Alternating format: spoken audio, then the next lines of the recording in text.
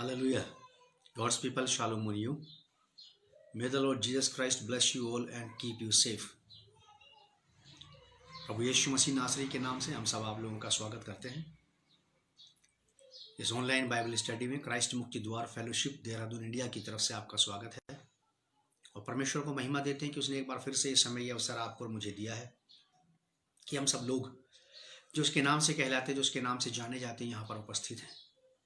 प्रभु का धन्यवाद करते हैं। इससे पहले कि हम अपनी आज की शिक्षा को शुरू करें, आइए हम लोग प्रार्थना करेंगे।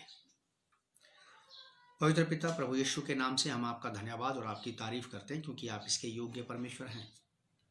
इस नए दिन और नई सुबह को आपके हाथों में देते हैं, आपके नाम से शुरू करते हैं और चाहते हैं कि आपका पवित्र आत्मा हमारी अगुवाई करे, आपके वचन की गूढ़ गहरी बातों को हमें समझने में सहायता करे ताकि हम आपके वचन की बात को समझ सकें और आपके वचन को प्यारे पिताजी हमारे मन और हृदय में जड़ पकड़ने दें ताकि हम वचन के मुताबिक जीवन व्यतीत करें और वचन के मुताबिक ही हमारी प्रतिदिन की बातें, चाल चलन, व्यवहार और बोली भाषा तौर तरीके हो सकें। दया करें, हमारी सहायता करें। इस प्रार्थना को प्रभु यीशु मसीह के नाम से मांगते हैं, आमीन। एक बार फिर से आप सब लोगों का प्रभु यीशु मसीह के नाम में स्वागत है। परमेश्वर आप लोग को बहुत आशीष दे और आप सब लोग प्रभु में ऐसे ही बढ़ते चले जाएं। आइए हम लोग देखेंगे, मेरे साथ निकाले इफिसियों की पत्री, उसका 4 अध्याय, Ephesians chapter 4 verse from 11 to 16। प्रयास करेंगे, कोशिश करेंगे कि आज से पूरा कवर अप कर सकें ताकि नेक्स्ट टाइम एक अगले स्टेप पे हम लोग जा सकें। 4 अध्याय इफिसियों की पत्री, जिसका हेडिंग है मसीह की देह में एकता। मसीह की देह में एकता का मतलब है कलीसिया में एकता। पौलुस इफिसियों नगर की कलीसिया को ये बात बता रहे हैं, सिखा रहे हैं। जो लोग विश्वास में आ रहे हैं उनको ये बात बताई जा रही है कि वो लोग कलीसिया में शामिल होने के बाद, कलीसिया में शामिल होने के बावजूद भी लोग तितर बितर ना रहें, अलग अलग ना रहें। आइए हम लोग देखेंगे इफिशियंस चैप्टर 4 वर्स 11 to 16। इफिसियों की पत्री 4 अध्याय 11 पद से 16 पद तक लिखा है कि उसने कुछ को प्रेरित नियुक्त करके और कुछ को भविष्यद्वक्ता नियुक्त करके और कुछ को सुसमाचार सुनाने वाले नियुक्त करके और कुछ को रखवाले और उपदेशक नियुक्त करके दे दिया, जिससे पवित्र लोग सिद्ध हो जाएं और सेवा का काम किया जाए और मसीह की देह उन्नति पाए। देह यानी कि कलीसिया।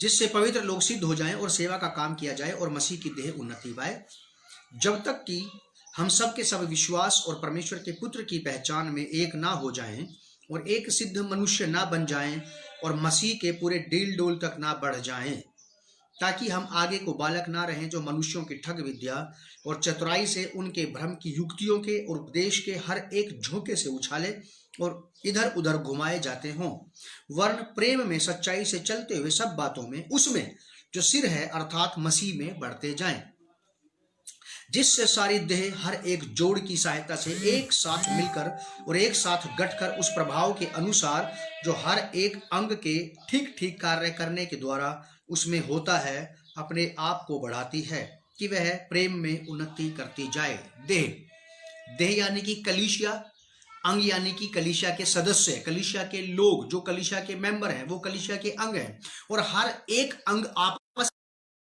में रहे, हाथ से जुड़ा हुआ है। आपका भी देह के सारे जो अंग हैं एक दूसरे से जुड़े हुए हैं, सारे बॉडी पार्ट्स एक दूसरे से इंटरकनेक्ट हैं। एक पार्ट में अगर जरा सी गड़बड़ होती है तो दूसरे पार्ट को भी उस दर्द को महसूस करना पड़ता है।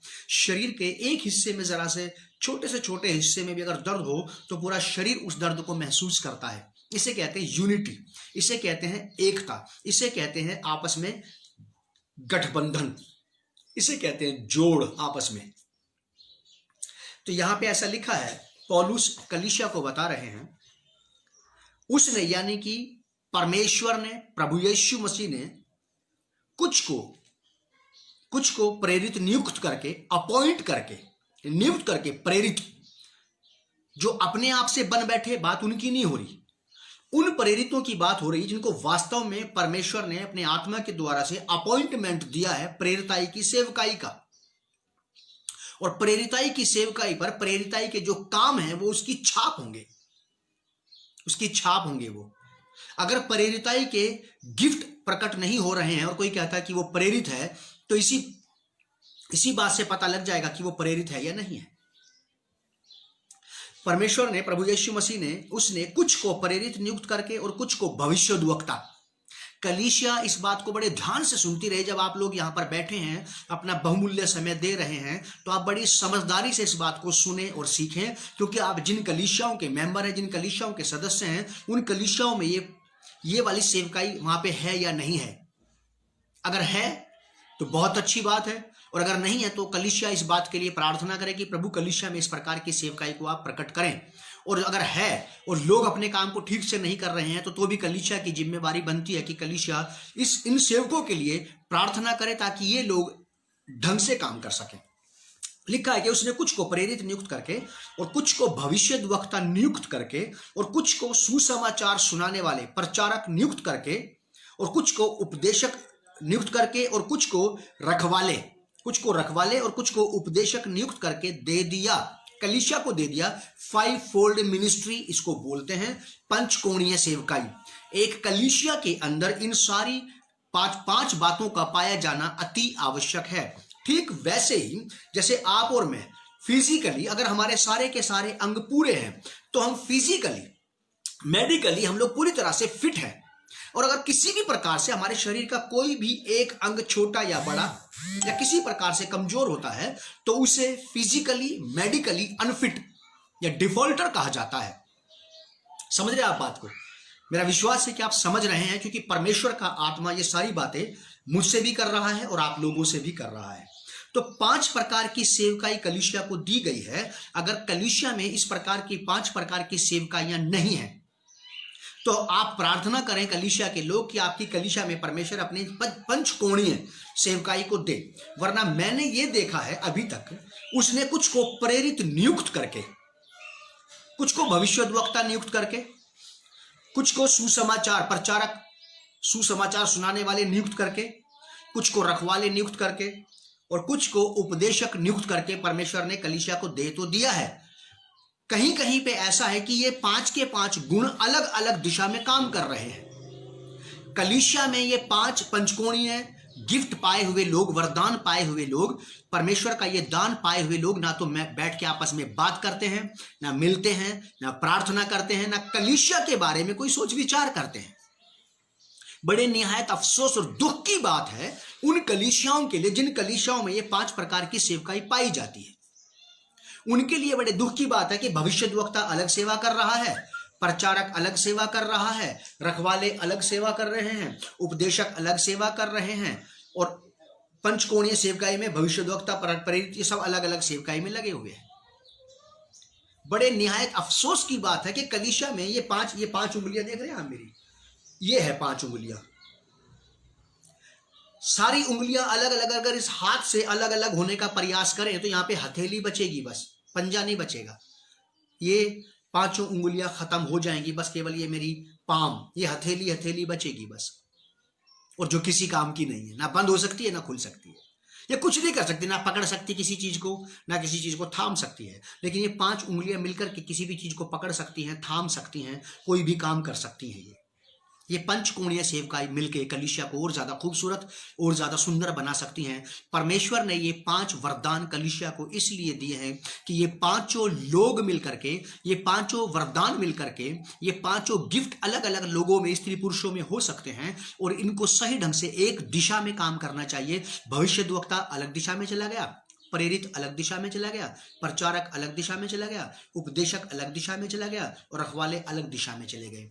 ये लोग वहां पे हैं तो सही, लेकिन तितर बितर हो गए हैं। अब ये अपने आप को डेवलप करने में ही समय लगाएंगे, अब ये अपने आप को लोगों के बीच में प्रूफ करने में समय लगाएंगे। अब इनका सारा प्रयास, इनकी सारी शक्ति इसी बात में लग जाएगी कि हाँ मेरे अंदर ये वाला गिफ्ट है, हाँ मुझ में से ये वाला गिफ्ट ऑपरेट होता है।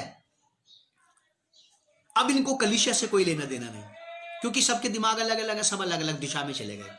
कलीसिया तब ही उन्नति और तरक्की पाएगी जब ये 5 के 5 मिल करके एक साथ काम करेंगे, एक साथ।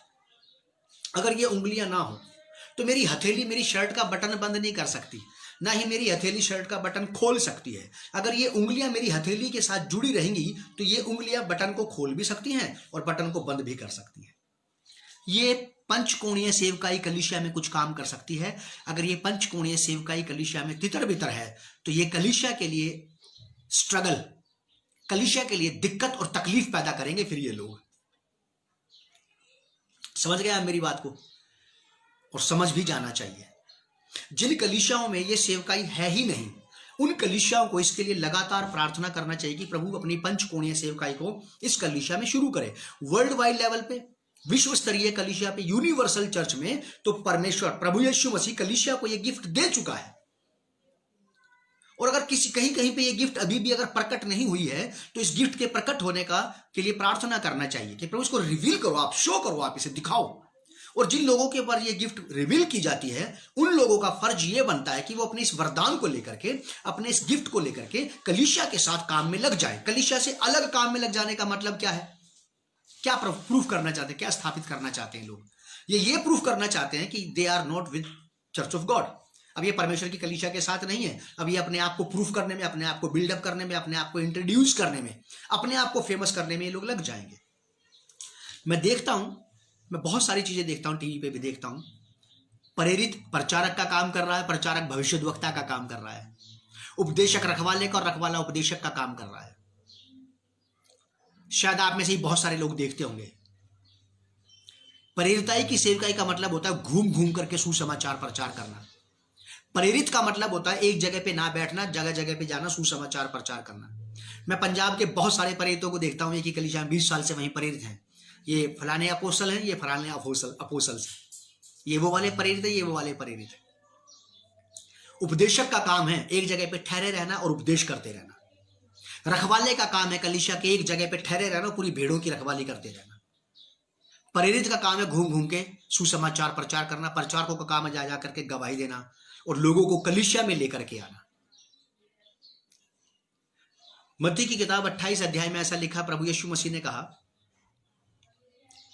कि सारे जगत में जाकर सुसमाचार का प्रचार करो और सब जाति के लोगों को चेला बनाओ और उन्हें पिता पुत्र पवित्र आत्मा के नाम में बपतिस्मा दो और मेरी बातें मानना सिखाओ। बहुत सारे लोगों से मैं सुनता हूं कि क्या हम आत्माओं को बचाने में लगे हैं, और जबकि आत्माओं को बचाने का काम इनमें से किसी का नहीं है। इनमें से एक को भी आत्मा बचाने का काम नहीं दिया गया। इनको काम दिया गया क्या कि जाओ सारे जगत में जाकर सुसमाचार का प्रचार करो, चेला बनाओ, पिता पुत्र पवित्र आत्मा के नाम से बपतिस्मा दो और मेरी बातें मानना सिखाओ। लोग बोलते कि हम आत्मा बचाने में लगे। आत्मा बचाने का काम तो आपका है ही नहीं। आत्मा बचाने का काम तो स्वयं केवल परमेश्वर का है, प्रभु यीशु मसीह का है, क्योंकि वही है जो किसी की आत्मा को बचा सकता है। आप तो बस केवल किसी को चेला बना करके प्रभु के पास ले आओ, किसी को डिसाइपल बना करके प्रभु के पास ले आओ। आप बस इतना ही करना है आपको, बाकी कुछ काम आपका नहीं है ना? कन्फ्यूजन कितना बड़ा, कितना बड़ा कन्फ्यूजन है। आप देखो, जो महाआज्ञा है मसीह यीशु की, जो ग्रेट कमीशन है, उसमें आत्मा बचाने की बात बिल्कुल नहीं कही गई, फिर भी लोग लगे आत्मा बचाने में। आपको चेला बनाना है, चेले को प्रभु के पास लाना है। प्रभु का वचन के द्वारा जब वो प्रभु के वचन का पालन करेगा, जब प्रभु की बात का विश्वास करेगा, प्रभु यीशु मसीह पे भरोसा करेगा, प्रभु यीशु मसीह को अपना व्यक्तिगत उद्धारकर्ता स्वीकार करेगा, तब उसकी आत्मा बचेगी। आत्मा बचाने का काम प्रभु यीशु मसीह का है। यूहन्ना 3 अध्याय के 16 पद में ऐसा लिखा कि परमेश्वर ने जगत से ऐसा प्रेम रखा कि उसने अपना इकलौता बेटा दे दिया, ताकि जो कोई उस पर विश्वास करे वो नष्ट ना हो, नरक में नष्ट ना हो। आत्मा बचाने का काम किसका बन गया? यीशु मसीह का। आपका और मेरा काम है केवल चेला बना के उसको प्रभु के पास ले आना।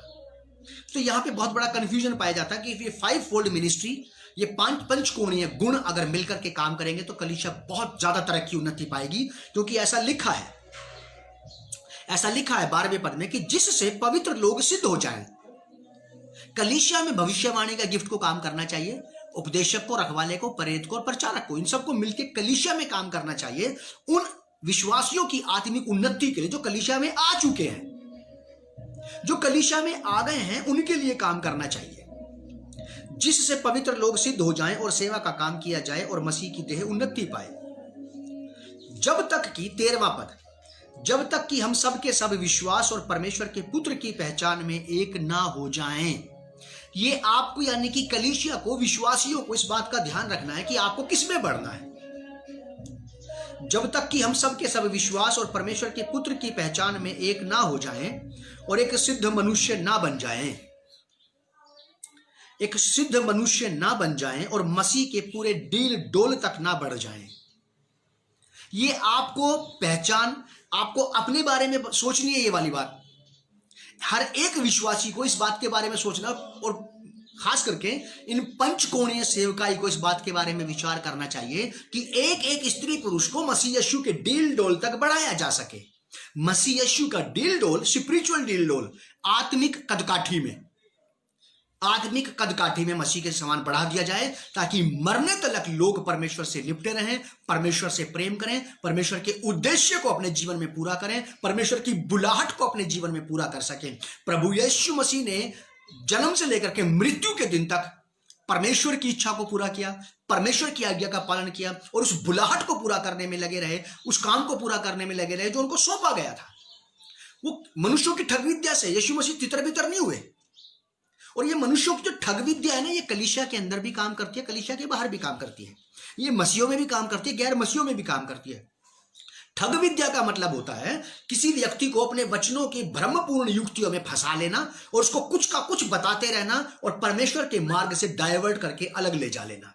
कलीसिया को अलर्ट होने की आवश्यकता है कि सामने खड़ा हुआ प्रचारक, सामने खड़ा हुआ उपदेशक मुझे क्या समझाने का प्रयास कर रहा है, ये जो बोल रहा है ये किस बात को प्रूफ करने का प्रयास कर रहा है, क्या बताना चाहता है। आखिर पौलुस का प्रयास देखिए, पौलुस की मेहनत, पौलुस का फोकस देखिए। उसका फोकस क्या है कि जब तक कि हम सबके सब विश्वास और परमेश्वर के पुत्र की पहचान में एक ना हो जाए।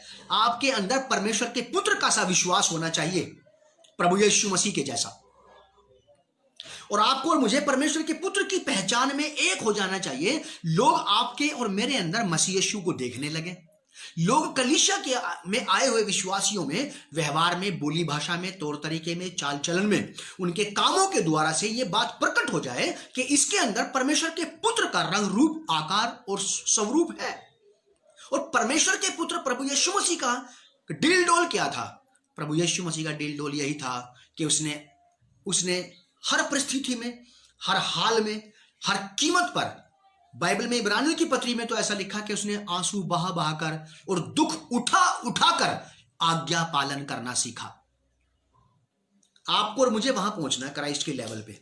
आपको किसी पादरी, किसी प्रचारक के जैसा बनने की कोशिश नहीं करनी है। अगर आप किसी प्रचारक या किसी पादरी के जैसा बनने का प्रयास करेंगे तो आप अपनी पहचान भी खो देंगे। कितना ही अच्छा, कितना ही प्रभावशाली पादरी प्रचारक हो, आप उसका आदर करें, आप उनकी बात को सुने, उनकी बात के अनुसार, जब वो परमेश्वर के वचन से बताते उसके अनुसार करें, लेकिन उनके जैसा स्टाइल अपनाने का प्रयास बिल्कुल मत करना, वरना आप अपने आप को भी भूल जाएंगे। एक कहावत ऐसी कही जाती है कि कौवा चला हंस की चाल और अपनी भी भूल गया। तो आपको परमेश्वर ने जैसा बनाया, जैसा रखा, आप वहीं पे रहें। आपके और मेरे सामने एक ही टारगेट है, एक ही मकसद है, एक ही लक्ष्य है, वो है प्रभु यीशु मसीह। प्रभु यीशु मसीह से बड़ी पर्सनालिटी नहीं हुई आज तक कोई, बस उसी के जैसा बनना है आपको भी और मुझे भी। लिखा है जब तक कि हम सब के सब विश्वास और परमेश्वर के पुत्र की पहचान में एक ना हो जाएं और एक सिद्ध मनुष्य ना बन जाएं और मसीह के पूरे डील डोल तक ना बढ़ जाएं, जब तक आप परमेश्वर के पुत्र प्रभु यीशु मसीह के समान नहीं बन जाएंगे, तब तक तो आपके और मेरे बहकने के पूरे 100% चांसेस रहेंगे। हमें कोई भी विश्वासी, हमें कोई भी प्रचारक, हमें कोई भी प्रेरित, हमें कोई भी भविष्यद्वक्ता, हमें कोई भी सौपन्न देखने वाला बहका सकता है। आसानी से हमें बहका देगा, इसलिए बहका देगा क्योंकि हमारी जड़ें प्रभु यीशु मसीह में मजबूत नहीं है। समझ रहे हैं आप बात को? मैंने क्या बताया आपको?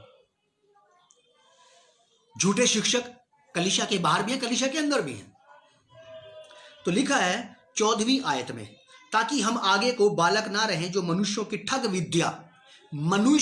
ठग विद्या और चतुराई से, उनके भ्रम की युक्तियों के और उपदेश के हर एक झोंके से उछाले और इधर उधर घुमाए जाते हैं। ये वो उपदेशक हैं, ये वो प्रचारक हैं, ये वो सेवक हैं, वो शिक्षक हैं जो आज कुछ कहते हैं और कल कुछ कहते हैं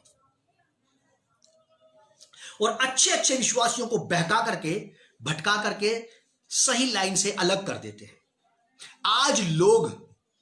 आज कलीसिया ज्यादा से ज्यादा अपना भविष्य जानना चाहती है। कलीसिया का हर सदस्य अपने फ्यूचर के बारे में जानना चाहता है कि भविष्य में मेरे लिए परमेश्वर ने क्या रखा है। इसके लिए कोई भविष्यद्वक्ता मुझे मिल जाए ताकि जो मुझे बता सके। मेरे बच्चों के विषय में क्या है, मेरी बीवी बच्चों के बारे में, मेरे परिवार के बारे में, मेरी सेवकाई का भविष्य कैसा है, हमारे बच्चों का भविष्य कैसा है। हम अधिकतर लोग इस बात की खोज में रहते हैं, इस बात की खोज में नहीं रहते हैं कि परमेश्वर के हाथों में मेरे पत्नी बच्चों का, मेरे परिवार का, मेरी सेवकाई का, मेरे बिजनेस का, मेरी नौकरी का भविष्य उज्जवल भी है और सुरक्षित भी है। अगर कोई भविष्यवाणी नहीं भी करेगा तो भी परमेश्वर का वायदा यह है कि तू अगर मेरी बातों पर चलता चला जाए, अगर मेरी बातों को मन लगा के सोचे, मेरी बातों पर मन लगाए और उनके अनुसार करे, तो मैं पृथ्वी की सब जातियों में तुझे श्रेष्ठ करूंगा। तो परमेश्वर कहता है मैं तुझे पूंछ नहीं सिर बनाऊंगा। व्यवस्था विवरण 28 अध्याय के पहले और दूसरे पद में लिखा कि अगर तू अपने परमेश्वर यहोवा की सब बातें मन लगाकर चौकसी से सुने और उस पर चले, तो ये सारे आशीर्वाद बाइबल में जितने भी लिखे हैं तुझ पर पूरे होंगे। Physically, spiritually, financially, socially, mentally, heartly, हर प्रकार के आशीर्वाद। तेरे मन में चैन, विश्राम और शांति रहेगी, विचलितता नहीं रहेगी, डर भय खौफ तुझे नहीं सताएगा, तेरा हृदय स्थिर रहेगा। फिजिकली तेरे शरीर में कोई रोग, कोई बीमारी नहीं पाई जाएगी। आत्मिक रीति से परमेश्वर तुझे अपने मित्र अब्राहम के समान, दाऊद के समान बना सकता है इस वचन के अनुसार, वचन का पालन करने से। मेरे बारे में कोई भविष्यवाणी नहीं कर रहा, कोई बात नहीं ना करे, लेकिन वचन तो मेरे बारे में बता रहा है। ये वचन तो मुझसे यही कह रहा है कि डरो मत संजीव कुमार, तुम्हारा भविष्य उज्जवल है, बस तुम परमेश्वर की बात पर चलते चले जाओ। इससे बड़ी भविष्यवाणी नहीं हो सकती है। भविष्यवाणियां होना चाहिए, भविष्यवाणियां लोगों का मार्गदर्शन करती हैं, लेकिन परमेश्वर का वचन आपसे और मुझसे यह कह रहा है इफिसियों की पत्री 4 अध्याय 13 पद में कि जब तक कि हम सब के सब विश्वास और परमेश्वर के पुत्र की पहचान में एक ना हो जाएं और एक सिद्ध मनुष्य ना बन जाएं और मसीह के पूरे डील डोल तक ना बढ़ जाएं। परमेश्वर का वचन आपसे ये डिमांड कर रहा है कि आपको परमेश्वर के पुत्र यीशु मसीह के पूरे डील डोल में बढ़ना चाहिए। आपको समझ में, बुद्धि में, ज्ञान में, अकल में, आत्मा में, अभिषेक में, शक्ति में, सामर्थ्य में, दान में, वरदानों में परमेश्वर के पुत्र के जैसा बनना है। और जब तक आप में और मुझ में परमेश्वर के पुत्र प्रभु यीशु मसीह का स्वरूप और रंग रूप और आकार नहीं बनेगा, तब तक आप और मैं परमेश्वर के पुत्र और पुत्री के जैसे दिखाई ही नहीं देंगे। आपके और मेरे अंदर प्रभु यीशु मसीह को जिसने जन्म ले लिया है उसे बनने दें। आप और मैं, हम यीशु मसीह को बनने दें अपने अंदर। और यीशु मसीह को हम यीशु मसीह की बात करके नहीं बना सकते। या तो आप और मैं खुद प्रयास करेंगे यीशु मसीह को बनाने का अपने अंदर, या फिर यीशु मसीह खुद ही हमारे अंदर अपने वचन के मुताबिक पवित्र आत्मा के द्वारा से बनता चला जाएगा। दो बातें होंगी, या तो मैं खुद ही मसीह बन बैठूंगा या मुझे यीशु मसीह बनाएगा। जमीन आसमान का अंतर है। भविष्य में आने वाले दिनों में हम इसके ऊपर बात करेंगे। अपने आप मसीह बन के बैठ जाना और यीशु मसीह का हमें मसीह बनाना, दोनों में कितना अंतर है, कितना अंतर है इन दोनों बातों में। लिखा है कि जब तक कि हम सब के सब विश्वास और परमेश्वर के पुत्र की पहचान में एक ना हो जाएं और एक सिद्ध मनुष्य ना बन जाएं, ताकि हम आगे को बालक ना रहें जो मनुष्यों की ठग विद्या और चतुराई से, उनके भ्रम की युक्तियों के और उपदेश के हर एक झोंके से उछाले और इधर उधर घुमाए जाते हैं। इधर उधर घुमाए जाने का मतलब यह है कि जिसने जो हमें कह दिया उसी काम को करना शुरू कर देंगे। आज इसने कुछ बोला है, आज इसने कुछ बोला, आज इसने कुछ बोला है, जैसा जैसा ये व्यक्ति बोलता जाएगा हम वैसा वैसा करते जाएंगे। इसका मतलब यह है कि हमारे पास हम में कोई वजन, कोई वेट नहीं है इस वक्त, क्योंकि जैसा कोई कह देता हम वैसा ही करना शुरू कर देते हैं और परमेश्वर के वचन पर ध्यान नहीं करते, परमेश्वर की बात पर विश्वास नहीं करते और विचार नहीं करते जो बात व्यक्ति बोल रहा है क्या ये परमेश्वर के वचन के अनुसार है।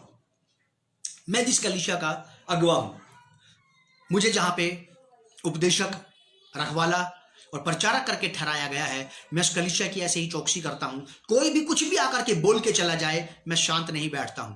अगर परमेश्वर की तरफ से वो बात है, परमेश्वर के वचन के अनुसार सही ढंग से बात है, तो मैं उस बात का आदर करता हूं। अगर वो बात परमेश्वर के वचन के अनुसार नहीं है तो मैं फिर उस व्यक्ति से जरूर बात करता हूं कि आपने जो बोला है ऐसा बाइबल में कहीं नहीं लिखा है। मैं रखवाला हूं भेड़ों का, मेरे ऊपर रिस्पॉन्सिबिलिटी है। पंचकोणीय सेवकाई में से ये एक गिफ्ट काम कर रही है यहां पे हमारी कलीसिया में, रखवालेपन का, उपदेशक का, प्रचारक का। और बाकी के जो दो गिफ्ट हैं, भविष्यवाणी और प्रेरिताई का, इसके लिए हम प्रार्थना करें कि परमेश्वर इसको भी रिवील करे। एक्यूरेट, सही दिशा में काम करने वाली बातें, बहकाने वाली नहीं, भटकाने वाली भी नहीं कि 4 साल से एक ही बात के लिए भविष्यवाणी हो रही है, वो आज तक पूरी नहीं हुई, कि बस इस साल हो जाएगा, बस इस साल हो जाएगा, बस इस साल हो जाएगा। ये क्या है? बहुत केयरफुल होने की आवश्यकता है। इसीलिए कलीसिया में उपदेशक और रखवाले, रखवाले का मतलब होता है छानबीन करने वाले और रक्षा करने वाले लोगों की, उनकी आत्माओं की, उनके इमोशंस की, उनकी भावनाओं की, उनके विश्वास की, और मसीह की कलीसिया की रखवाली करना अति आवश्यक है कि कोई कड़वी जड़ ना फूट निकले। इसलिए यह पंचकोणीय सेवकाई दी गई है। मेरे साथ देखिए आप इफिसियों की पत्री पहला अध्याय 4 और 5 पद। 4 और 5 पद में ऐसा लिखा है, ये हमारे 13 पद से जुड़ा हुआ पद है। लिखा है, जैसा उसने हमें जगत की उत्पत्ति से पहले उसमें चुन लिया कि हम उसके निकट प्रेम में पवित्र और निर्दोष हों। परमेश्वर ने आपको और मुझे चुना है, हमने परमेश्वर को नहीं चुना। और उसने हमें इसलिए लिया है कि हम परमेश्वर के निकट, उसकी नजदीकी में, उसकी उपस्थिति में, उसके साथ संगति में, उसके साथ फेलोशिप में, उसके साथ आत्मिकता में 2 गुण हमारे अंदर पाए जाए, पवित्रता और निर्दोषता। और कोई भी व्यक्ति पवित्र और निर्दोष तब तक नहीं हो सकता जब तक वो परमेश्वर के साथ संगति ना करे। जब परमेश्वर के करीब हम लोग आते हैं तो परमेश्वर हमें निर्दोष भी बनाता है और हमें पवित्र भी बनाता है। उसके बगैर नहीं बन सकते हम लोग, उसके बगैर हम बन ही नहीं सकते। रोमियो की पत्री 8 अध्याय 29 पद, रोमन्स चैप्टर 8 वर्स 29,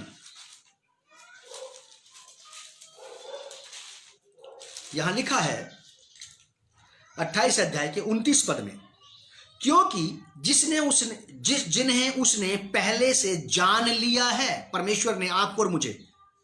पौलुस इफिसियो नगर की कलीसिया के लोगों को यह कह रहे हैं कि तुम लोगों को परमेश्वर ने पहले ही से जान लिया था। ठीक वैसे ही जैसे प्रभु यीशु मसीह ने, इससे पहले कि नतनेल प्रभु यीशु मसीह से मिलता, प्रभु यीशु मसीह ने उसको तब देख लिया था जब वो अंजीर के पेड़ के नीचे खड़ा था। नथानियल,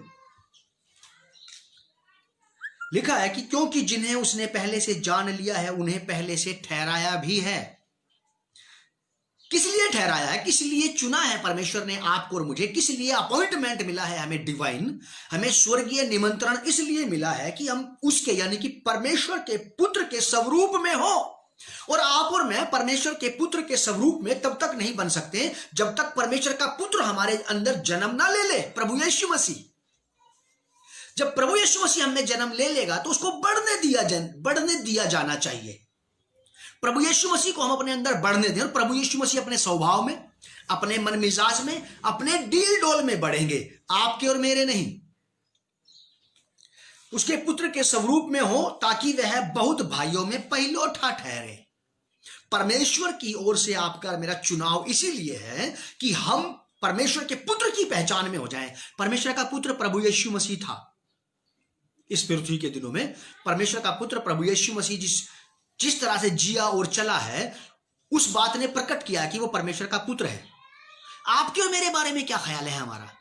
क्या आज का या कल का जो दिन बीत गया, आपका और मेरा जीवन और चाल चलन ऐसा था कि आप और मैं खुद ही अपने बारे में कह पाए कि मैंने आज परमेश्वर के पुत्र या उसकी पुत्री के अनुसार होने के अनुसार जीवन जिया है, या मैं परमेश्वर के पुत्र के होने के मुताबिक जीवन जीता हूं?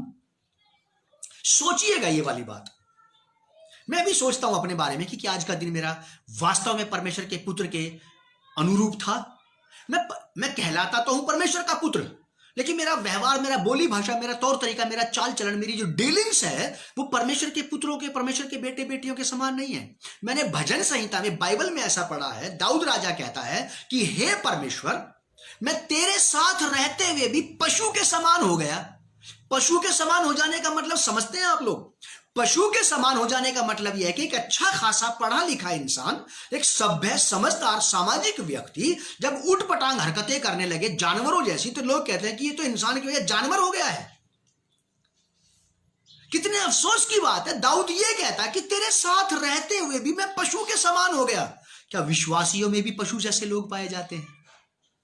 जो विश्वासी तो कहलाते हैं, लेकिन विश्वासियों के जैसी चाल चलन, व्यवहार, बोली भाषा, तौर तरीका विश्वासियों के समान, परमेश्वर के पुत्र पुत्रियों होने के समान उनके अंदर विनम्रता, दीनता, सहनशीलता, सच्चाई, खराई, ईमानदारी, वफादारी, विश्वास योग्यता अगर नहीं है तो वो किसके समान बन गए परमेश्वर के साथ रहते हुए भी?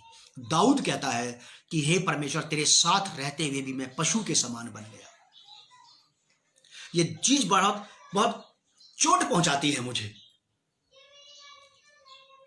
जब हम परमेश्वर के साथ नहीं थे हम तब भी पशु के जैसे थे, और अब परमेश्वर के साथ रह रहे तब भी।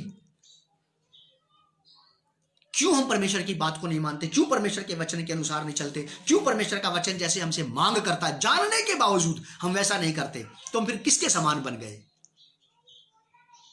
भजन संहिता में बाइबल में ऐसे लिखा है कि समझदार मनुष्य अगर समझ ना रखे तो वो पशु के समान है। पशु भी मरता है और मनुष्य भी मरता है।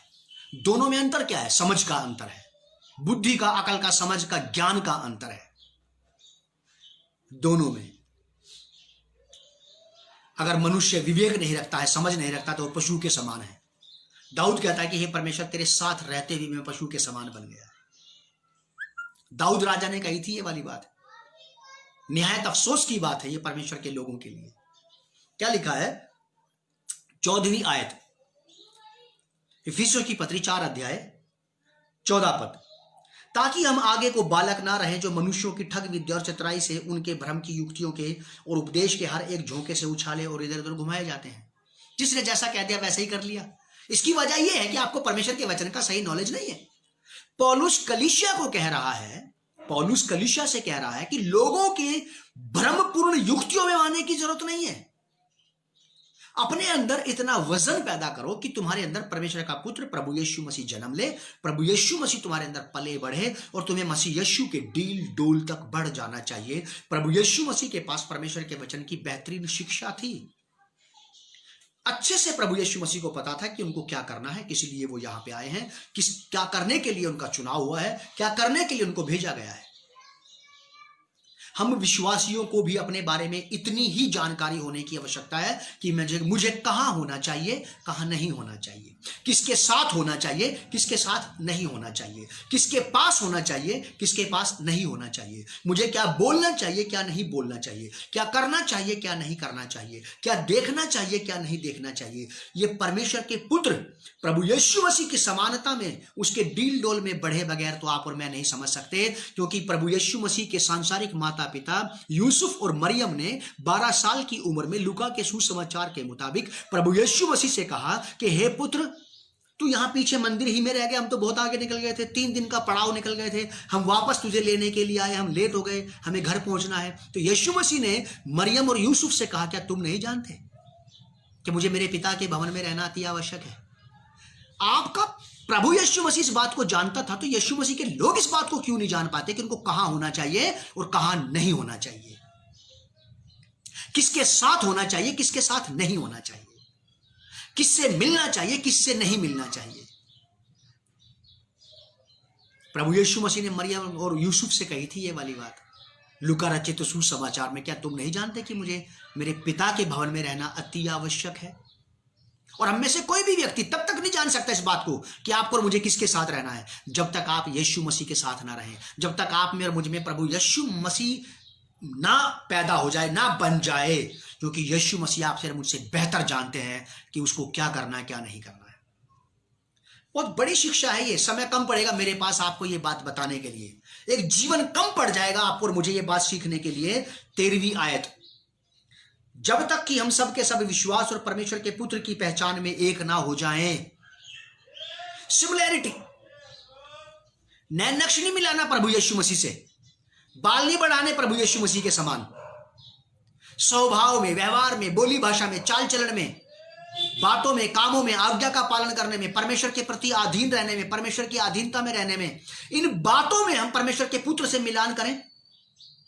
अगर कलीसिया अपने अगमों के अधीन नहीं है तो उनके अंदर ये यीशु मसीह का गुण नहीं है। प्रभु यीशु मसीह तो अपने पिता के अधीन रहा और जो कुछ पिता ने कहा वो सब कुछ उसने किया। मसीह का बहुत बड़ा लेसन है ये आपके और मेरे लिए, कलीसिया के लिए। जब तक कि हम सबके सब विश्वास और परमेश्वर के पुत्र की पहचान में एक ना हो जाएं और एक सिद्ध मनुष्य ना बन जाएं, एक सिद्ध मनुष्य ना बन जाए और मसीह के पूरे डील डोल तक ना बढ़ जाएं, ताकि हम आगे को बालक ना रहें जो मनुष्यों की ठग विद्या और चतुराई से, उनके भ्रम की युक्तियों के और उपदेश के हर एक झोंके से उछाले और इधर उधर घुमाए जाते हैं। कोई भी विश्वासी, कोई भी प्रचारक, कोई भी सेवक बड़ी आसानी से अगर मोल्ड कर ले आपको, अच्छी बातों में तो घूम जाना चाहिए, सही सिद्धांतिक बातें जो बिब्लिकल बातें हैं उनमें तो सहमत हो जाना चाहिए, लेकिन जो बातें बिब्लिकल नहीं है उनमें सहमत नहीं होना चाहिए, फिर चाहे घर के लोग हो या घर से बाहर के लोग हो। क्योंकि प्रभु यीशु मसीह अपने चेलों से भी सहमत नहीं होता था अगर वो बिब्लिकल बात नहीं होती थी, परमेश्वर के वचन के अनुसार नहीं होती थी। पतरस ने बड़ी दया करके यीशु मसीह के ऊपर, पतरस ने प्रभु यीशु मसीह पे बड़ी दया करके बोला कि हे प्रभु, ऐसा ना हो कि तू क्रूस पे मारा जाए। यीशु मसीह ने बोला, दूर हट शैतान, तू परमेश्वर की बातों पर नहीं बल्कि मनुष्यों की बातों पर मन लगाता है। कभी आपने अपने साथ के आराधना करने वालों को बोली ये वाली बात? कभी आपने अपने साथ बैठ के प्रार्थना करने वालों को ये वाली बात बोली कि आप गलत बात कर रहे हो? ये कभी आपने अपने ऐसे आत्मिक रिश्ते खतरे में डाले? मैंने डाले हैं, मैंने डाले, क्योंकि मैं इस बात को जानता हूं कि आत्मिक लोग भी कभी कभी भावावेश में आकर के परमेश्वर के वचन के खिलाफ, उसकी योजना के खिलाफ बातें कर सकते हैं। अय्यूब की किताब में ऐसा लिखा है, अय्यूब के बारे में परमेश्वर कहता कि ये कौन है जो मूर्खता की बात करके, मूर्खतापूर्ण बात करके योजना को बिगाड़ रहा है। पतरस ने यही तो किया था यीशु मसीह के साथ कि प्रभु ऐसा ना हो, मैं नहीं चाहता कि तू क्रूस पे मरे। यीशु मसीह ने क्या बोला पतरस को? पतरस दूर हट, दूर हट शैतान, तुम परमेश्वर की बातों पर नहीं, परमेश्वर की बातों को पूरा होने पे मन नहीं लगाता, तू तो मनुष्यों की बातों को पूरा होने पे मन लगाता है। ये डिलडोल चाहिए कलीसिया को, ऐसा बढ़ना है आपको कि आप अपने सिखाने वालों को भी कह सके कि आप गलत बोल रहे हैं, ये बिब्लिकल बात नहीं है। परमेश्वर का वचन इस बात की सहमति नहीं देता। हम अपने रिश्ते बचाने के लिए गलत बात को भी चुपचाप सुनते रहते हैं। चलो क्या कहें, हम क्या बोले हैं, अब क्या कहें, हम छोड़ो, हम क्यों बुराई लें। इसका मतलब हमारे अंदर परमेश्वर के पुत्र का रंग रूप और आकार नहीं बना। मेरे साथ निकालिए इब्रानियों की पत्री, उसका 5 अध्याय 13 और 14 पद। Letter of Hebrew chapter 5 verse 13-14। इब्रानियों की पत्री इब्रानियों की पत्री 5 अध्याय 13 और 14 पद लिखा है, क्योंकि दूध पीने वाले बच्चों को तो धर्म के वचन की पहचान नहीं होती। पौलुस भी यही कहता है, क्या तुम अभी भी बालक हो या अभी भी तुम्हें चम्मच से खाना खिलाया जाए? समय के हिसाब से तो तुम्हें गुरु हो जाना चाहिए। तो गुरु का मतलब है लोगों को सिखाने वाला, गुरु का मतलब है बिल्कुल परफेक्ट वचन को सही ढंग से सही दिशा में जानने वाला, कि इसका यही अर्थ और दूसरा अर्थ नहीं है।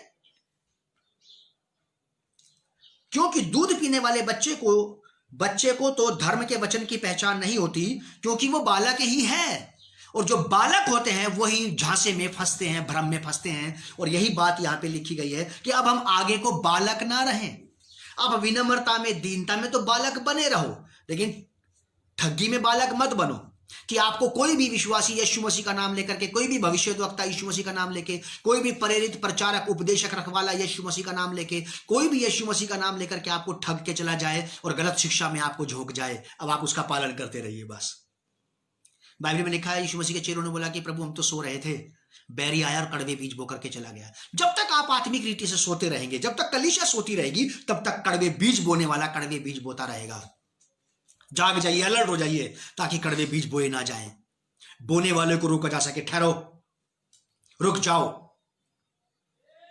ऐसा मत करो। यहां पे ये इब्रानियों 5 अध्याय 13 और 14 पद, 14वां पद, पर अन्न सियानों के लिए है जिनकी ज्ञानेंद्रियों का मतलब होता है स्पिरिचुअल सेंसेस, जिसको कहते हैं स्पिरिचुअल सेंसेस, जिसको कहते हैं, जिनकी ज्ञानेंद्रियां यानी कि इंद्रियां, ज्ञान की इंद्रियां अभ्यास करते करते भले बुरे में भेद करने में निपुण हो गई हैं। हमारी ज्ञानेंद्रियां, हमारी आंख देख रही है, हमें दिखाई दे रहा कि ये गलत हो रहा है, लेकिन हम कुछ नहीं बोल रहे। हम कान सुन रहे हैं किसी भी व्यक्ति की बात को और हमें पता कि ये गलत बोल रहा है, हम फिर भी कुछ नहीं कह रहे। हम समझ रहे हैं, हम सुनते हैं, लेकिन हम कुछ नहीं बोलते, क्योंकि हमारी ज्ञानेंद्रियां काम तो कर रही हैं, लेकिन वो अभ्यास करते करते निपुण नहीं हुई। दूध पीने वाले बच्चों को परमेश्वर के वचन पर डिस्कस करना नहीं आता, लेकिन जिनकी ज्ञानेंद्रियां अभ्यास करते करते, जिनको कई साल मसीह में हो गए हैं, जो भले और बुरे को जानते हैं, सही और गलत को पहचानते हैं, अगर वो भी कुछ ना बोले तो हाय है ऐसे लोगों पर, जो परमेश्वर के वचन का डिफेंस नहीं कर सकते, जो परमेश्वर के वचन को खराब होने से बचाव नहीं कर सकते सामने वालों से कि गलत बोल रहे हो आप ये बात। अपने रिश्ते बचाने के लिए हम परमेश्वर के वचन को दांव पे लगा देते हैं। हमारे रिश्ते खराब नहीं होने चाहिए, छोड़ो कोई बात नहीं, परमेश्वर जानता सही क्या है गलत क्या है, वो तो जानता ही है, लेकिन आपको भी तो उसने अधिकार दिया है कि आप भी सही और गलत की पहचान करें और लोगों के सामने दूध का दूध और पानी का पानी कर दें। तो आप कैसे बड़े होंगे फिर? आप कैसे कह पाएंगे परमेश्वर को कि मुझे सिखाने का मौका दे? वो आपको सिखाने का मौका कभी नहीं देगा, क्योंकि वो जानता है कि तुम न्याय की बात नहीं करते। साफ शब्दों में लिखा है यहां पे, क्योंकि दूध पीने वाले बच्चे को तो धर्म के वचन की पहचान नहीं होती, क्योंकि वो बालक ही है, पर अन्न सियानों के लिए है।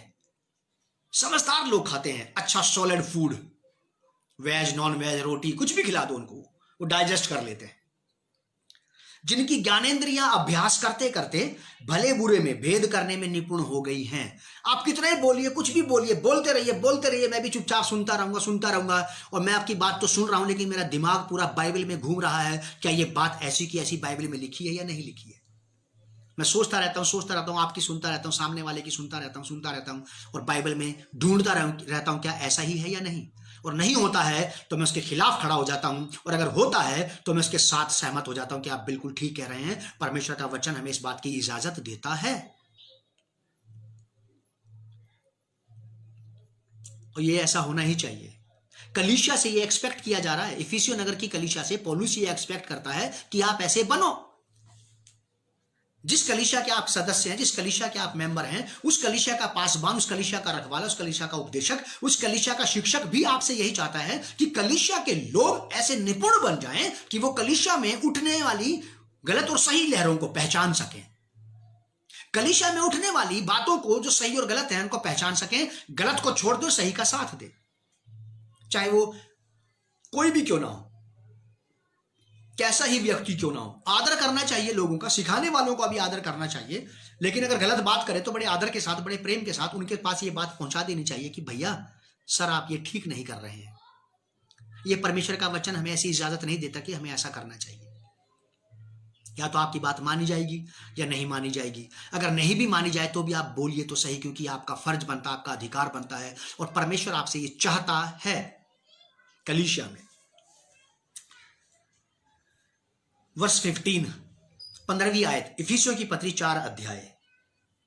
वरन प्रेम में सच्चाई से चलते हुए, प्रेम में सच्चाई से चलिए, आप सत्य की चाल चलिए, आप परमेश्वर के लिए सत्य की चाल चलें, कलीसिया की उन्नति के लिए सत्य की चाल चलें। किसी एक आदमी हो जाना और उसकी सब बातों को सत्य मान लेना, ये नासमझी है, ये ना समझिए, क्योंकि परमेश्वर ने हमें लोगों से जुड़ने के लिए नहीं बुलाया, उसने तो हमें अपने साथ जुड़ने के लिए बुलाया। हम पहले परमेश्वर के पास आते, फिर लोगों के पास जुड़ते हैं।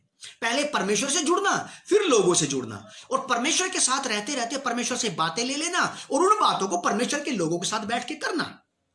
सच्चाई से चलते हुए बातों में, उसमें जो सिर है यानी कि यीशु मसीह में, अर्थात मसीह की देह में बढ़ते जाएं।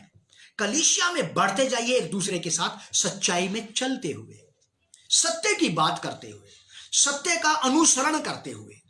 क्योंकि बाइबल में ऐसा लिखा है, यीशु ने कहा कि यदि तुम मेरे वचन में बने रहोगे तो सचमुच मेरे चेले ठहरोगे, और तब तुम सत्य को जानोगे, सत्य तुम्हें स्वतंत्र करेगा, सत्य तुम्हें स्वतंत्र करेगा। और उसी सत्य में बढ़ते हुए, जड़ पकड़ते पूरी कलीसिया के साथ बढ़ते चले जाएं, झूठ के साथ नहीं, भ्रम के साथ नहीं, गलत के साथ नहीं, सत्य के साथ बढ़िए आप। चाहे फिर आप 3 ही लोग क्यों ना रह जाइए 3 लोग, कोई बात नहीं। सत्य अकेला रह गया क्रूस पर लटका हुआ। कौन था ये सत्य? आपका उद्धार करता प्रभु यीशु मसीह। उसने अपने शुरुआती दिनों में यह बात कही थी कि मार्ग, सत्य और जीवन मैं ही हूं। उसने क्रूस से कुछ समय पहले ही पिलातूस से कहा था कि मैं तो सत्य की गवाही देने आया हूं। उसने क्रूस पे आने से पहले ही पृथ्वी पर के दिनों में ये वाली बात कह दी थी कि मैं ही सत्य हूं। यदि पुत्र तुम्हें स्वतंत्र करेगा तो तुम सचमुच स्वतंत्र हो जाओगे, क्योंकि यदि तुम सत्य को जानोगे तो सत्य तुम्हें स्वतंत्र करेगा। और वो सत्य लास्ट में अकेला ही खड़ा रह गया, कोई उसके साथ नहीं था। क्रूस पर अकेला लटका रह गया सत्य, लेकिन उस सत्य ने हिम्मत नहीं हारी, उसने हिम्मत नहीं तोड़ी। उस सत्य ने बिल्कुल भी हिम्मत नहीं हारी, अकेला ही रह गया, लटक गया क्रूस पर, लेकिन सत्य सत्य ही रहा साहब, सत्य सत्य ही रहा। ये आपका यीशु मसीह है जिसका आप दम भरते हैं, जिसके बारे में आप कहते हैं कि मेरी जिंदगी का सब कुछ है, और उसको छोड़ करके झूठे लोगों का अनुसरण करते हैं, उनके साथ चले जाते हैं, उनकी भी बात मानते रहते हैं। मैं भी, कोई भी व्यक्ति ऐसा कर सकता है। इसीलिए चौकस रहिए, बाइबल पढ़िए, प्रार्थना कीजिए अपने लिए कि आप परमेश्वर के पुत्र की पहचान में, उसके डील डोल में बढ़ें, ताकि आप आगे को ठगे ना जा सके। विश्वासियों और गैर विश्वासियों, किसी से ना ठगे जाएं आप। मुझे कोई नहीं ठग सकता, ना बिलीवर ना नॉन बिलीवर। वचन के अनुसार तो मुझे कोई भी धोखा नहीं दे सकता है। मेरे पास्टर श्री शिवराम माझी जी कहा करते थे इस बात को कि बेटा अगर तू मेरे हाथ के नीचे रहा और तू मेरे साथ अगर रहता रहा, 1 साल तू मेरे साथ रह गया, तो मैं तुझे ऐसी ईंट बनाऊंगा, तुझे कोई कितना ही ऊपर से फेंक दे तू टूटेगा नहीं। और मैं 1 साल तक उनके साथ रहा, उनके हाथ के नीचे रहा, कई साल मैंने उनके हाथ के नीचे बिताए। और जब मैं कभी ऐसी बातों को सुनता हूं, समझता हूं, तो मैं परमेश्वर का धन्यवाद करता हूं कि एक अच्छा शिक्षक आपने मुझे दिया था, पास्टर शिवराम माझी, जो मेरे पादरी हैं, जिन्होंने मुझे बैप्टिज्म दिया, जिन्होंने मुझे मसीह यीशु की शिक्षा का सच्चाई से अनुसरण करना सिखाया। आज भी जब मैं उनसे मिलता हूं कभी कभी, तो मुझसे मिलते ही पूछते हैं प्रचार करता है? मैं कहा जी हाँ करता हूं। दशमांश देता है? मैं कहा जी हाँ देता हूं। मेरी पत्नी से पूछते हैं, हाँ बेटा ये करता है ये काम? ये बोलते जी हाँ पादरी साहब ये करता है। आज भी वो मुझसे यही कहते हैं। तो मैं परमेश्वर का धन्यवाद करता हूं ऐसे अच्छे शिक्षकों के लिए, पौलुस जैसे शिक्षकों के लिए, जो कलीसिया को ऐसा चट्टान बनाना चाहते जो कभी ना तड़के। लास्ट की बात कह के बंद करूंगा। 16वां पद लिखा है कि जिससे सारी देह हर एक जोड़ की सहायता से एक साथ मिलकर और एक साथ गठकर उस प्रभाव के अनुसार जो हर एक अंग के ठीक ठीक कार्य करने के द्वारा उसमें होता है, अपने आप को बढ़ाती है कि वह प्रेम में उन्नति पाए। हर एक अंग, आप और मैं अगर ढंग से काम करेंगे तो पूरी कलीसिया, पूरी देह बढ़िया तरीके से बढ़ती चली जाएगी। अगर एक अंग दूसरे अंग की देखभाल नहीं करेगा तो कलीसिया सुडोल, एक तंदुरुस्त हेल्दी बदन नहीं बनेगा। कमजोर, लरजती हुई, लहरती हुई, हवा के झोंके से इधर उधर उड़ाई गई कलीसिया बन जाएगी। कलीसिया के 2 लोग इधर चले जाएंगे, 4 लोग उधर चले जाएंगे।